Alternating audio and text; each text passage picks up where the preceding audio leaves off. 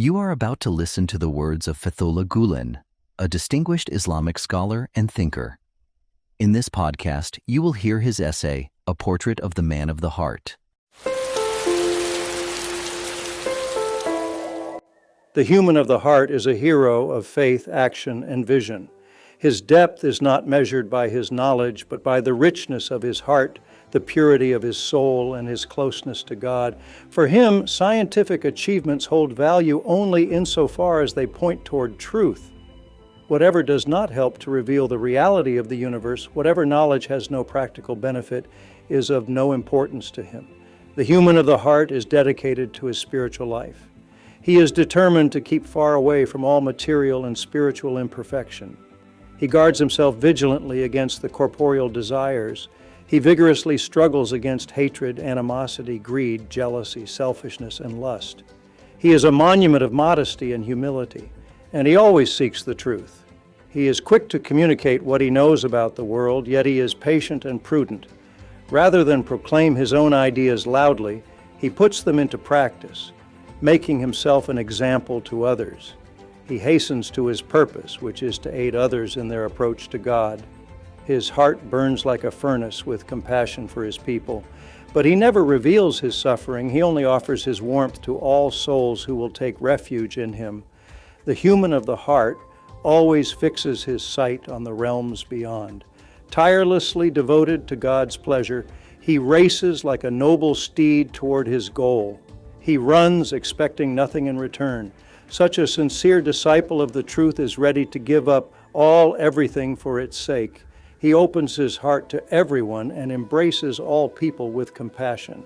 He stands in the midst of the community like a protective angel, expecting nothing from anybody but God. He seeks harmony with all and does not harbor hostility toward anyone. Although he nourishes his own understanding, he does not enter into rivalry with others. Instead, he loves all who serve society. He applauds their actions with appreciation and respects their understanding where it differs from his own. The human of the heart depends ultimately on God's providence. Nevertheless, he does not neglect his own endeavors. In all his actions, he seeks God's grace. He takes pains to promote unity among the community, for the Quran considers solidarity to be an important vessel of the divine grace. He is willing to compromise his own opinions, seeking cooperation with all who walk on right paths, for blessing comes in unity, and discord and conflict lead nowhere. The human of the heart is a lover of God and a devotee of his pleasure. No matter where he is or what his circumstances, he subordinates all his actions to God's consent. In his ambition to please God, he will give away everything he possesses in this world and the next. There is no room in his language for such false phrases as my success or my achievement. No matter who has fulfilled a task, he rejoices as if the achievement had been his own. He respects the achievements of others and willingly leaves the honor of leadership to others. For in his humility, he assumes others to be more successful and more capable of service. He prepares for others a place in which they can serve and then retreats from public view, easily mistaken for an ordinary person among many others. The human of the heart always questions himself. He is so busy with his own failings that he has no time to criticize the faults of others.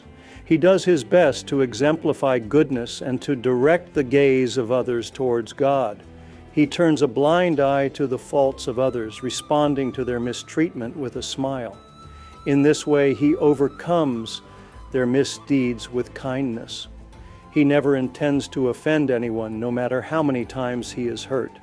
He does not violate the rights of any person or respond to an attack with anger.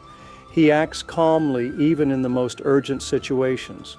Regardless of his circumstances, he is always preoccupied with his spiritual task, striving to live as a man of the heart. The human of the heart must dedicate his life to God in perfect faith. This is his first priority. He will have so devoted his feelings, thoughts, and actions to God's pleasure that not even paradise can distract him from his purpose. He does not compete with those who share this purpose, nor is he jealous of them. On the contrary, he compliments them where they are weak. He knows that all believers are like organs of the same body. In a spirit of perfect altruism, he chooses to reward his companions with position, fame, and influence instead of himself. Stepping into the background, the man of the heart proclaims the successes of others, applauds their achievements, and welcomes their attainments with joy. Although the human of the heart follows his own path and acts according to his own character, he is respectful of the ideas and contributions of others. He is ready to share and live together with the community. He collaborates with those who share his ideals, working with them to establish an us in place of every me. Moreover, he readily sacrifices his own felicity for the happiness of others. But he does not expect any praise for his renunciation, for that would discredit his sincerity. He flees the limelight and runs from fame as if they were wild beasts. His wish is to be completely forgotten. The man of the heart lives according to the guidance of the Quran and the Prophet, sincerely pious, a friend of God, and constantly aware of his presence. He is vigilant against egotism, arrogance, and pride. When good things are attributed to him, he reminds others of their true owner, saying simply, "All is from him." Concerning the matters of human will, he escapes the limitations of me and takes refuge in us. He does not fear anybody, and he does not know panic. He relies upon God, holds fast to his efforts, and submits to God's providence. He does not hesitate to work for what he knows is right. The human of the heart does not resent anyone, especially those who are also committed to God. If he sees any of his companions doing something wrong, he does not abandon them or embarrass them in any way. He only reproaches himself for seeing the wrong. He only questions himself. At all costs, he avoids thinking badly of believers and is always quick to give them the benefit of the doubt.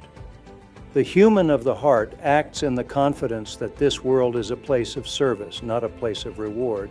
Even as he performs his duties with exceptional discipline, he considers it disrespectful to worry over their results, for it is God who determines everything. He recognizes that service to humanity, service to faith, and service to religion are the greatest tasks we can perform as we continue on the way towards God's pleasure. Yet however great his achievements may be, he never expects to benefit from them, either materially or spiritually. The human of the heart does not fall into despair when his achievements are taken away, nor is he shaken by opposition. He views this world as one of endurance, not one of resentment. Even while he bears his hardships in patience, he is always searching for new solutions and strategies. To conclude, I would like to reaffirm that today, when human virtues are met with disdain, when religious thought is fragmented, and when the noise of the aimless fills the air, such humans of the heart are as essential to our survival as air and water.